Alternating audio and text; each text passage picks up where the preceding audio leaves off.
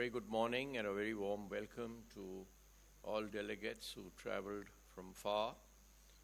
And my congratulations especially to our distinguished Global Excellence Award winners for the year, whom we are grateful to, as Ajay mentioned, for their contributions. And we only hope that this award will inspire many others to also do the same, what they have done. And their contributions will certainly have contributed to where renewable energy is today in terms of its acceptability, affordability, and applicability. The theme of this conference is Global Cooperation for Sustainability in respect of renewable energy. And I think a good reference point for us through our deliberations would be the Sustainable Development Goals that were adopted in September 2015 by 193 countries, and it was called the 2030 Agenda for Sustainable Development. 17 new Sustainable Development Goals aimed at ending poverty, protecting the planet, and ensuring peace and prosperity for all. Now, as far as we are concerned here, particularly, I think what concerns us is ensuring access to energy for all by 2030. And that's where I think experts who have assembled here and are going to speak for the next few days will have to contribute. If you look at some of the particular sustainable development goals, SDG 7 talks of increasing share of renewable energy in the energy mix and doubling the rate of improvement in energy efficiency, international cooperation on clean energy research and technology, expanding and upgrading infrastructure and technology to provide modern and sustainable energy services. I think these 4 or 5 objectives taken together virtually sum up the agenda for the future. Along with it is also the debate on pollution and air quality, and SDG 3 talks of a target to reduce premature deaths from indoor air pollution caused by lack of access to clean cooking. Fortunately, in India, we are moving fast in that direction to improve cleaner fuels for cooking. SDG 3 again talks of targets on climate change adaptation mitigation for cities and human settlements. Now, this is an area where work has to be done in the future because transportation fuels still continue to be fossil fuels to a large extent, though electric vehicles are making a strong inroad. And SDG 12 talks of targets that aimed at reducing harmful and inefficient fossil fuel subsidies, which was a strategy measure. And SDG 13 talks of urgent action to combat climate change. All these can be clubbed together. The global picture shows some improvement. Between 2000 and 2016, people without access to electricity fell from 1,600 million in 2000 to 1,100 million in 2016. Which is a substantial improvement. But today, 2.8 billion people have no access to clean cooking fuels, and 120 million still use kerosene, and 180 million still use coal. And 2.5 billion rely on solid biomass.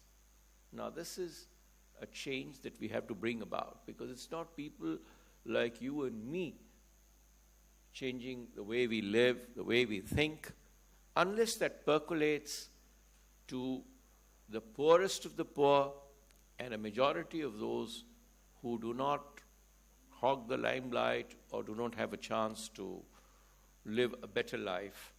They experience renewable energy in its full force. We will not have attained our objectives. Another significant development, which most of you are aware of, is the decoupling between development and GDP growth, about 3%, and CO2 emissions remaining flat. for virtually the third straight year. Now that again is a very positive development, and I think renewable energy would take a fair amount of credit for that, besides energy efficiency.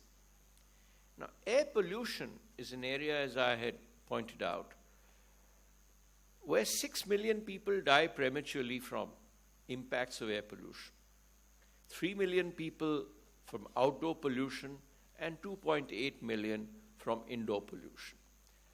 Till these statistics improve, the quality of life and the assurity of a safe life will not be assured. If you look at the renewables landscape, as Mr. Popley also pointed out, that the capacity addition in 2016 globally is claimed to be about 161 gigawatts, including hydro, increasing 9% over 2015. Solar PV, the star performer in 2016, accounting for 47% of the addition. Wind 34%, hydro 15.5%. And for the fifth consecutive year, investment in new renewable capacity was almost double of fossil fuel generating capacity, reaching $250 billion US.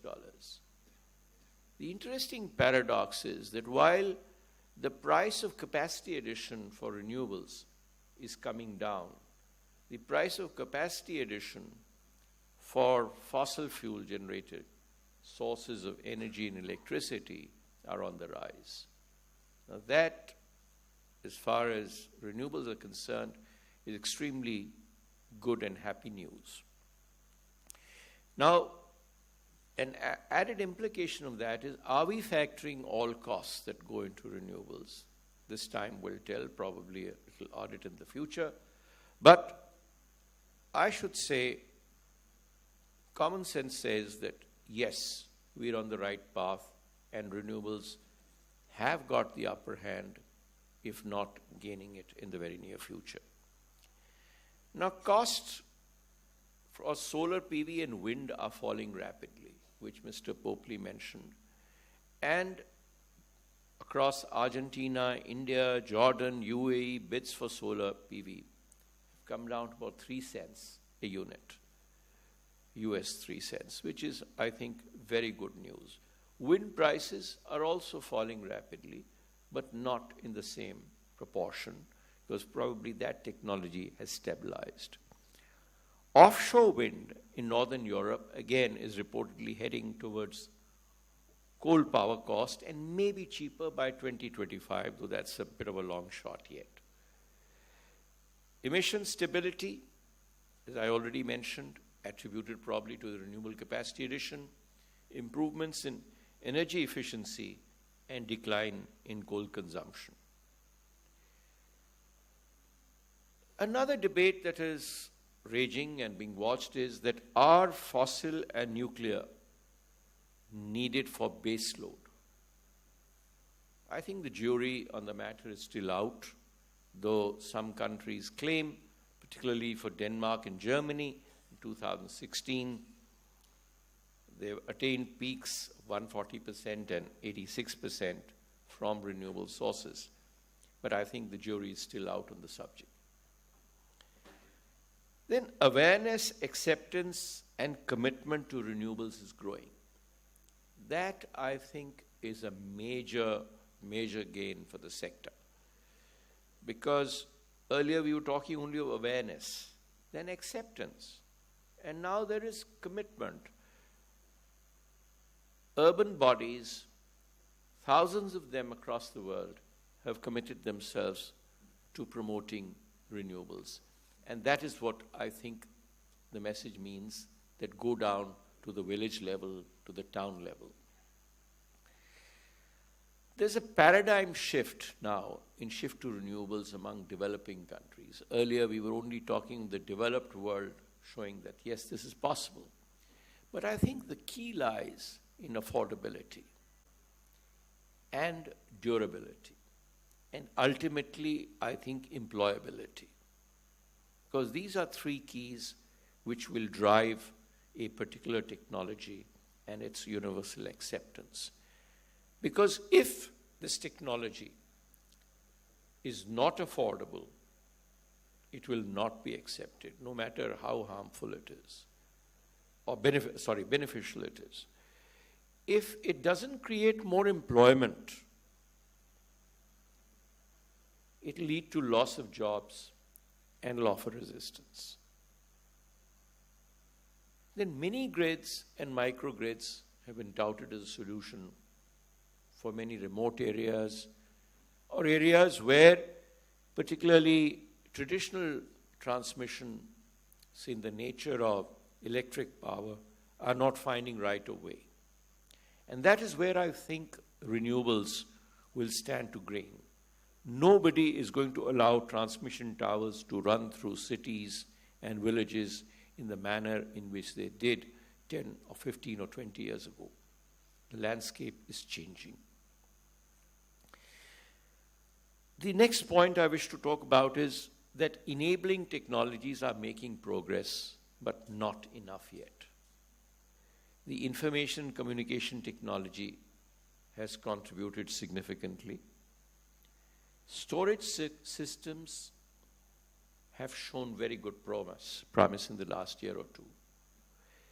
But electric vehicles through renewables is something that is not proceeding as fast as many of us would like it to move. And dependence on fossil fuels here, or liquid fuels, particularly for mobility, still continues to be a major challenge. Particularly, I would mention here in the field of aviation and sea navigation. These are areas where renewables have still to make a dent. Another distinction that I think countries like China have accepted and implemented is a distinction between energy and electricity. Normally, we're just counting electricity. It's energy that we need, which could be electricity, transport, or heating. And I think in heating particularly and cooling, we have not made full use of renewables. Investments in renewables, as Mr. Popley, he's the moneyed man amongst us, is falling in a way. But that is per megawatt of installation. I think if you look at it realistically, in terms of capacity addition as such, the landscape is good. And I think that's a very healthy sign. If we are investing less in creating more assets, nothing could be better. With these words, I take your leave and wish the event great success. And I thank all those who have put this event together and all those who've come together from distant places. Thank you very much.